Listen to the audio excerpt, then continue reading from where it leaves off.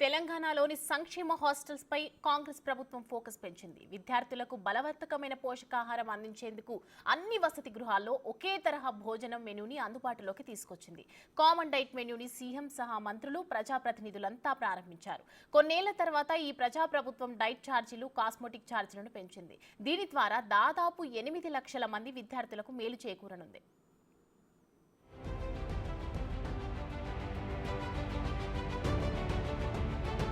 తెలంగాణలోని గురుకుల పాఠశాలలో పరిస్థితులను చక్కదిద్దడంపై దృష్టి పెట్టిన రేవంత్ సర్కార్ అందుకనుగుణంగా చర్యలు చేపట్టింది. వసతి గృహాల్లోని విద్యార్థుల కోసం కామన్ డైట్ పథకాన్ని సీఎం రేవంత్ రెడ్డి ప్రారంభించారు.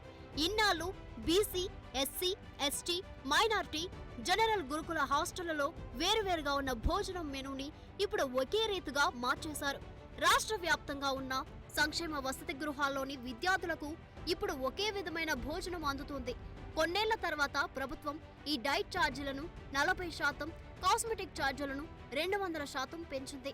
తద్వారా వెల్ఫేర్ హాస్టళ్లలోని 7,65,000 మంది విద్యార్థులకు మెను చేకూరనుంది.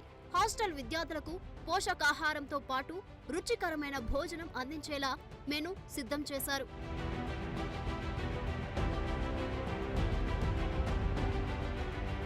ప్రభుత్వ హాస్టళ్లలో ఇప్పటి వరకు ప్రతి ఆదివారం చికెన్ పెట్టేవారు. తొలిసారిగా విద్యార్థులకు మటన్ పెట్టబోతున్నారు. ఇకపై లంచ్ లో నెలలో 2 సార్లు మటన్, 4 సార్లు చికెన్ పెట్టనున్నారు. నాన్ వెజ్ భోజనం పెట్టినప్పుడు సాంబార్, పెరుగు కూడా ఉంటాయి. నాన్ వెజ్ తినని వారికి ఆ రోజుల్లో మీల్ మేకర్ కర్రీ పెడతారు. నాన్ వెజ్ లేని మిగతా రోజుల్లో లంచ్ లో ఉడికించిన గుడ్డు లేదా ఫ్రైడ్ ఎగ్ ఇస్తారు. కాంగ్రెస్ ప్రభుత్వం అధికారంలోకి వచ్చాక పెరిగిన ధరలకు అనుగుణంగా డైట్ ఛార్జీలను 40% పెంచింది. విద్యార్థులకు మాంసాహారం అందించి క్రీడలతో పాటు ఇతర రంగాల్లో ప్రపంచంతో పోటీ పడేలా తయారు చేసేందుకు చర్యలు చేపట్టింది.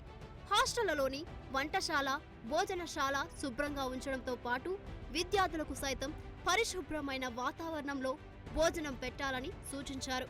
గురుకులాల్లో ఆహార కల్తీ జరిగినప్పుడు తనిఖీ చేసి అందుకు గల కారణాలు, బాధ్యులను గుర్తించేందుకు ప్రభుత్వం ఇటీవలే టాస్క్ ఫోర్స్ తో పాటు పాఠశాల స్థాయిలో ఆహార భద్రతా కమిటీలను సైతం ఏర్పాటు చేసింది.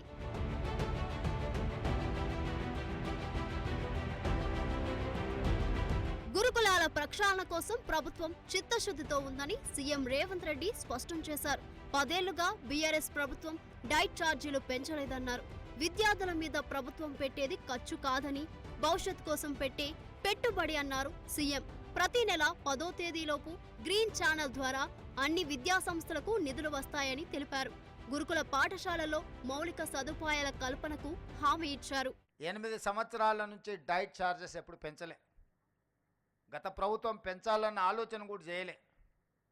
అంటే పూర్తిగా తెలంగాణ రాష్ట్రం ఏర్పడ్డ తర్వాత డైట్ ఛార్జెస్ విషయంలో కావచ్చు, కాస్మెటిక్ ఛార్జెస్ విషయంలో కావచ్చు, లేదా మౌలిక వసతులకు సంబంధించిన అంశాలలో కావచ్చు, ఆనాటి ప్రభుత్వం ప్రాధాన్యత ఇవ్వలేదు. తద్వారా ప్రతిష్ట కలిగిన ఈ రెసిడెన్షియల్ స్కూల్స్ అన్నీ కూడా ప్రతిష్ట కోల్పోయి ప్రజలలో విశ్వాసం సన్నగిలే పరిస్థితి వచ్చినప్పుడు రాష్ట్ర ప్రభుత్వం స్పష్టంగా ఆలోచన చేసి మళ్ళీ ఆ విశ్వాసాన్ని పునరుద్ధరించాలి, ఒక నమ్మకం కలిగించాలి. ఈ ప్రభుత్వం అంటే ప్రభుత్వం మా కోసం పనిచేస్తుంది, ప్రభుత్వం మా ప్రభుత్వం, ప్రజా ప్రభుత్వం అని ఒక నమ్మకం, విశ్వాసాన్ని కల్పించాలన్న ఆలోచనతో సింగిల్ స్ట్రోక్లో డైట్ ఛార్జెస్ విషయంలో 40% ఛార్జెస్ పెంచడం ద్వారా నాణ్యమైన ఫుడ్ని ఈరోజు మన విద్యార్థులకు ఇవ్వడం ద్వారా ఆరోగ్యవంతమైన తెలంగాణగా తీర్చిదిద్దాలని మన ప్రభుత్వం భావించింది. డైట్, కాస్మెటిక్ ఛార్జీల పెంపుతో ప్రభుత్వంపై ఏడాదికి 470 కోట్ల అదనపు భారం పడనుంది. దాదాపు 8 లక్షల మంది విద్యార్థులు లబ్ధి పొందుతున్నారని మంత్రులు తెలిపారు. అదేవిధంగా పాఠశాలల్లో మౌలిక సదుపాయాల కల్పనకు 667 కోట్లు కేటాయించింది ప్రభుత్వం.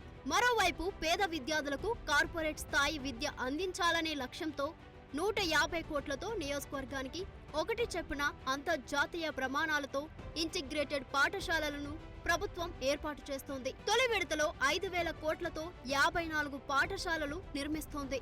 గురుకులాలతో కలిపి రాష్ట్ర వ్యాప్తంగా 12,000 కోట్లతో 100 యంగ్ ఇండియా ఇంటిగ్రేటెడ్ రెసిడెన్షియల్ స్కూళ్లను నిర్మించేందుకు ప్రభుత్వం కసరత్తు చేస్తోంది.